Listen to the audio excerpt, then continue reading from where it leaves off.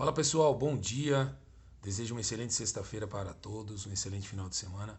Pessoal, como sabemos, ontem tivemos mais um debate com os candidatos à presidência da República e eu, por meio desse vídeo, quero fazer breves comentários acerca do desempenho de cada um dos candidatos, visando ajudar e auxiliar você aí que ainda está em dúvida em quem votar no domingo.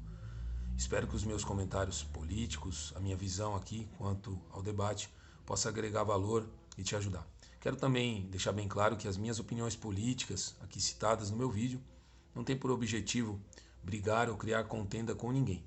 Apenas são ideias e os meus pensamentos serão expostos e peço a você que queira conversar mais sobre política ou falar acerca de algum assunto, depois, se quiser me chamar no privado, vai ser muito bom a gente conversar, até porque política é um conjunto de ideias a ser expressado e aplicado na sociedade e a gente precisa conhecer mais acerca desses assuntos.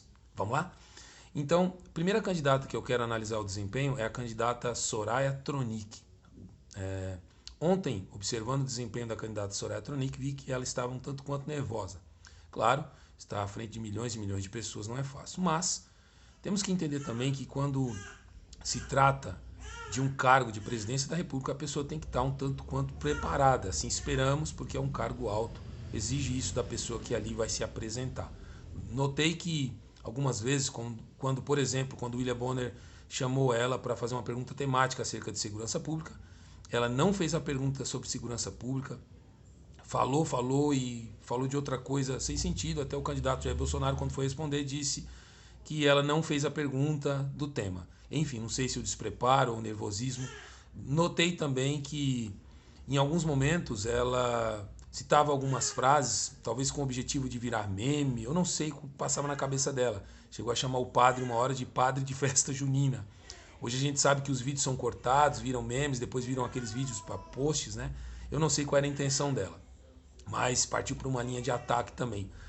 E, além disso, também, nas suas respostas, quando questionada acerca de algum tema, de algum assunto, suas respostas, ao meu entendimento, eram um tanto quanto inconclusivas. Nós sabemos que a comunicação, ela para ser feita da melhor maneira possível, ela tem que ser objetiva. Não é o muito falar nem o pouco falar, mas a forma objetiva que você expressa faz com que as pessoas entendam. Então eu notei que quando ela é perguntada, como por exemplo, sobre mudanças climáticas, ela respondia o tema, saindo do tema, indo para outro tema, às vezes para outros temas, não concluindo, passando o entendimento, pelo menos para mim, de que ela não dominava muito o assunto. Então, hoje não vejo ela, pelo menos ali no debate, pode ter as suas ideias boas, pode ter intenções boas, mas não vejo hoje ela preparada para assumir um cargo de tamanha responsabilidade, então não votaria nela.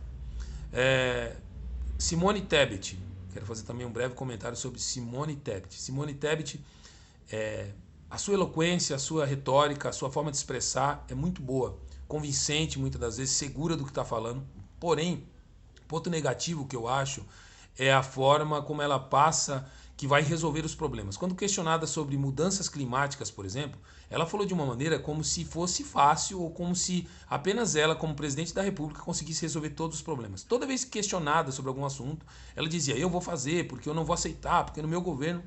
Esse tipo de fala a gente já conhece. Tá? Eu costumo dizer que eu não acredito em gênio da lâmpada. Sabe o gênio da lâmpada do Aladim? Que você passava a mão lá, ele vinha, você fazia o pedido, ele resolvia? Então esse tipo de política, esse tipo de conversa não me convence. Eu acho que o candidato ele tem que sim mostrar suas propostas, mas ser sincero a respeito do que ele pode ou não fazer. Sabemos que estamos num sistema de governo democrático que rege por 3 poderes. Então a figura executiva do presidente não tem total poder, senão seria um absolutismo, um totalitarismo. Então essa imagem de que eu vou fazer, eu faço no meu governo, eu não caio nisso. Então acho que nesse ponto ela deixa a desejar. Mas tem suas convicções, respondeu, falou de temas, domina alguns temas, é o ponto positivo dela, mas nessa questão de sempre querer expressar que vai fazer como se fosse a pessoa que chegasse para resolver todos os problemas, eu nesse ponto fico com o pé atrás, não acredito que seja dessa maneira que a gente vai resolver problemas, mas gostei da forma dela de se expressar e também do domínio dela em alguns temas, mostrando o seu preparo. O candidato Felipe Dávila do Partido Novo. Esse partido é um partido que me chama muita atenção, porque é um partido, o nome já diz tudo, novo, um partido a qual nenhum dos seus candidatos usa fundo eleitoral, é uma coisa interessante, não usa fundo eleitoral público para fazer a sua campanha, mas também sabemos que a maioria deles, ou quase todos, são empresários bem-sucedidos, né? Tem condição para isso. Mas enfim, não usa fundo eleitoral para fazer campanha. É um ponto, mas não todos. O candidato de direita, que defende o livre mercado, privatização, é um ponto de vista que me agrada, eu sou a favor da privatização, porém não sou a favor da extrema direita. Eu acho que tudo que é extremo não é legal. Então privatizar tudo, no meu entendimento político hoje, não é o caminho. Privatizar algumas coisas sim, mas tudo não. Acho que tudo que você dá poder demais para um lado tende a dar problema, e a gente já tem provas em governos antigos aí, como por exemplo o fascismo na Itália, que não deu muito certo. Então, mas vejo também um bom preparo na hora de se expressar, vejo que ele domina as questões, é um candidato que parece ter bom conhecimento ali dos assuntos quando era questionado, não fugia das perguntas, respondia com seu entendimento, mostrando ali um certo preparo para o assunto. Então, gostei do desempenho dele sim, gostei do desempenho dele. Contra, eu tenho essa questão da privatização extrema. Acho que não é por aí que a gente vai conseguir, mas é política, né? E gostei do desempenho dele. Acho que os candidatos do Partido Novo são interessantes. Eu tenho observado esse partido, peço para você também observe. Acho interessante, eles têm um critério, um crivo de selecionar os seus candidatos, tem que ser ficha limpa, tem que ter um preparo para se expressar, um conhecimento. Eu acho muito importante isso na política, esse preparo para você avançar. Então, eu acho que o desempenho do Felipe Dávila foi um desempenho bom, eu gostei do desempenho dele. Esse ponto negativo que eu acho, essa questão de privatização extrema, não concordo muito, mas foi um desempenho até um tanto bom no meu ponto de vista. Ciro Gomes. Ciro Gomes é um candidato de esquerda, né, do partido do PDT. Eles resolveram não apoiar o Lula e saiu com a candidatura, né? Ponto positivo que eu vejo que o Ciro sempre apresenta suas propostas, né? Fala com propriedade das suas propostas, mostrando o seu preparo. Porém, o ponto negativo é que eu vejo que Ciro sempre vestiu uma carapuça de terceira via, querendo sempre atacar o Jair Bolsonaro ou atacar o Lula. Então eu acho que ele perde muito tempo querendo sempre atacar o Lula, a gente sabe, porque nas pesquisas, né, os dois lideram, então fica esse ataque, ou a Lula ou Jair Bolsonaro, tentando se apresentar como uma terceira via. Só que eu acho que, no meu ponto de vista, ele perde a oportunidade de apresentar mais as suas propostas e tentar se destacar. Então, no meu ponto de vista, manteve essa mesma linha, então não achei muito legal o seu desempenho, acho que poderia ser melhor, mas enfim, é política, ele aplicou as suas ideias e por aí vai, tá? Mas também hoje não votaria no Ciro por representar um candidato de esquerda, defende mais as estatais, é contra muitas coisas quanto à relação da privatização, e eu no meu entendimento político, não apoiaria alguém de esquerda para assumir o poder do Brasil. Vamos lá. Padre Kelman. Padre Kelman, gostei, sou cristão, né, mas quero fazer um comentário bem ponderado e equilibrado, não quero ser tendencioso nas minhas palavras. Gostei a maneira como ele defendeu o cristianismo, a maneira como ele aplicou princípios de Jesus ali naquele momento, falando sobre a irmandade, sobre o amor, princípios de Cristo que agregam e resolvem qualquer problema. Isso é extraordinário. Gostei da sua coragem de expressar ali, de defender o sacerdócio, de defender a palavra de Deus.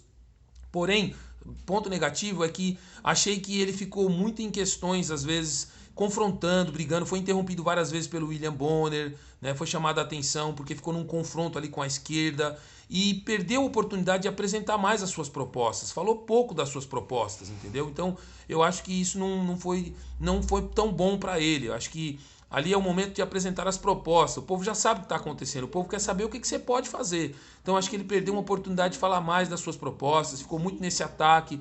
Falou da palavra de Deus? Sim, é um ponto positivo, mas ficou muito redundante nesse sentido.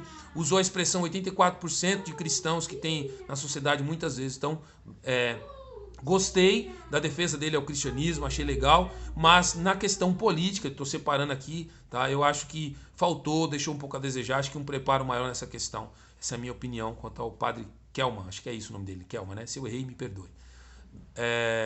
Tá faltando agora Luiz Inácio Lula da Silva. Vamos lá. Luiz Inácio Lula da Silva, ao meu entendimento, nem ali deveria estar. tá? Não quero no meu comentário deixar ranço aqui, se tem algum petista que vai ver esse vídeo, tá? Por favor, me entenda, respeito a sua opinião, mas quero deixar a minha também. Por que não deveria estar? Foi condenado em 3 instâncias. Está solto, a gente sabe por que está solto, né? Um dos juízes ali alegou que o julgamento dele teria que ser feito em Brasília e ele conseguiu, enfim, a candidatura, conseguiu sair candidato, a ficha limpa e está lá. Mas muitas provas, mensalão, petrolão, muitas outras coisas, né? E agora analisando o desempenho no debate. Lula continua se escorando sempre no que for, no passado, sempre nos seus comentários trazendo a política, segundo ele, assistencialista do PT, falando que o PT é o que mais assistiu aos pobres, aos necessitados. No meu ponto de vista, isso é uma marcha de manobra, usando isso como marcha de manobra para angariar votos. Eu não acho isso correto. Sempre usando essa política assistencialista, que na visão dele é assistencialista, mas quando a gente vai ver, não é bem assim. Então, sempre falando do passado, do que ele fez, trazendo números do passado, números e mais números, mas também não falou das propostas que tende a apresentar no futuro, ficou naquele ataque, naquele embate constante, entendeu? Então, é um candidato que eu não voto, porque é um candidato de esquerda também, eu não me considero uma pessoa de esquerda, então não voto, respeito, mas não voto, e sem falar os agravantes, né? Condenado em 3 instâncias, muitas coisas contra ele, então eu não, de maneira nenhuma, entregaria o poder de novo na mão de uma pessoa que foi condenado, um esquema de corrupção tremendo, gigantesco na nossa nação, então sem chance, não tem chance para mim, tá? Mas, e quanto ao desempenho foi esse, só ficou ali encostado falando nas suas questões assistencialistas, só no passado, não focou em nada no presente, sempre falando que no governo dele, que foi o melhor governo, falando que ele saiu lá na capa da ONU, como da ONU lá nas questões da ONU na época, como o único presidente da história que foi lá no, se não me engano, no G8, sabe? Se encostando em coisas do passado. Então eu acho que, por mais da credibilidade que você tem em alguma coisa, ali o povo quer saber de agora. E para mim, infelizmente, não dá. Não votaria de maneira nenhuma, até pelos princípios ideológicos, totalmente oposto aos meus princípios ideológicos, então não votaria. Candidato Jair Bolsonaro, candidato do PL, candidato de direita também, atual presidente da República, tá? Vou fazer também um comentário para tentar ser mais imparcial possível, mas analisar o desempenho. No meu ponto de vista também, ficou muito com os ataques contra a pessoa do Lula, ficou também num princípio de defesa, porque também foi muito atacado, teve que se defender toda hora, se defendendo, porque alguns candidatos também usaram ele como bode expiatório, porque parece que a culpa de todas as mortes do Covid é do Bolsonaro, 700 mil mortes é culpa do Bolsonaro, se não choveu para produzir, a culpa é do Bolsonaro, sabe? Chega a ser ridículo como às vezes alguns candidatos o acusam, né? Trazendo ele para ele virar um bode expiatório. Então a gente tem que ter um pouco de entendimento. Mesmo você que não vota no Bolsonaro, tem que ter um pouco... peço que olhe com essa questão, porque as pessoas gostam de fazer política usando um bode expiatório. Então sempre vai botar a culpa nele nesse sentido. E ele ficou ali sempre nessa defesa, essa defesa constante, né? E também não apresentou muitas propostas futuras do que ele quer fazer. Agora, um ponto positivo do Bolsonaro, que ao meu entendimento é a forma sincera dele, principalmente quando foi questionado acerca do centro. E ele disse, eu preciso governar com o centro, como que vou aprovar alguma coisa sem o centro? Mostrando para a população que o parlamento, né, que o executivo, o judiciário e o legislativo andam juntos. E até aconselho a você, que não conhece muito sobre 3 poderes, pesquisar um pouco, que vai facilitar você entender mais. Porque a figura do presidente, ela não vai resolver todos os problemas, porque ele não tem poder para isso. Então é muito fácil a gente vir e botar tudo na conta de um presidente, usando ele como bode expiatório. Aí depois eu viro presidente e quero usar o discurso dos 3 poderes. Então eu acho isso baixo quando os candidatos fazem. E ele saiu em defesa. E o ponto positivo que eu vejo no Bolsonaro é a forma sincera de se expressar, ao meu modo de ver, sincera de se expressar e de defender, sim, que ele fez política, sim, ali com o centro, procurando aprovar alguns projetos, porque é assim que se faz política. Nós vivemos em 3 poderes, então precisa entender um pouco de política, tá? Ponto positivo do Bolsonaro. Até agora não tem nada provado de corrupção quanto ao Bolsonaro. Falam de rachadinha, isso, aquilo, mas nada provaram o nome dele, entendeu? Então não tem como ainda falar nada sobre corrupção nesse sentido. Jair Bolsonaro defende os princípios da família, se posiciona contra a ideologia de gênero, não é um candidato que fica em cima do muro. Ponto positivo para ele, achei muito corajoso lá na Rede Globo, falando sobre a Lei Rouanet, falando sobre tudo que ele foi contra a Rede Globo, falando na própria Rede Globo, que foi contra algumas coisas que ajudava a Rede Globo, segundo ele, contra a Lei Rouanet, que era uma lei que trazia prioridades a alguns artistas também, uma lei que precisava ser revista mesmo, trazendo prioridades para alguns artistas, quando na verdade o país cheio de artistas ali abandonados e, sei lá, meia dúzia de artistas ganhando milhões e podendo pegar milhões do fundo. Então foi muito correto nessa questão, um ponto positivo para ele. Então é alguém que se mostra quem é. Mostra quem é, não se apresenta como o gênio da lâmpada, mostra quem é, tem falhas, tem defeitos, mas mostra quem é. Bom, tá aí a análise e o desempenho dos candidatos e você, espero que isso contribua para você. Faça a sua escolha, vote com consciência, vivemos uma democracia. Peço a você que está pensando em não votar, não faça isso, vote, vote. Não votar é um retrocesso, não votar é um retrocesso, né? Seria como dizer, olha, eu não quero a democracia. Tá? Então, não votar é um retrocesso. Vote, faça um esforço, vá, escolha seu candidato, analise as propostas e vote. Tá bom? Eu quero aqui expressar, depois de fazer esses comentários, né, talvez você pense, mas em quem você vai votar? Analisando todo esse contexto, eu me considero uma pessoa de direita, defendo o livre mercado, defendo os valores da família, os valores cristãos, os valores de Deus. Então, eu não voto em nenhum candidato de esquerda que defende mais... que traz uma questão mais plural, de mistura de coisas, como, por exemplo, ideologia de gênero. Então, eu não me enxergo nessa visão, não defendo esses princípios. Então, me enxergo uma pessoa de direita. Sendo assim, analisando todas essas propostas, eu votaria ou em Felipe Dávila ou em Jair Bolsonaro. Hoje não voto em Felipe Dávila por conta da visão ainda extrema que acredito e entendo nessa questão voltada da privatização. Sendo assim, o meu voto domingo vai para Jair Bolsonaro 22. Que Deus te abençoe, que Deus nos abençoe, que Deus tenha misericórdia da gente. E tá aí meu comentário, espero que possa agregar valor na sua vida. Deus abençoe grandemente. Fique na paz.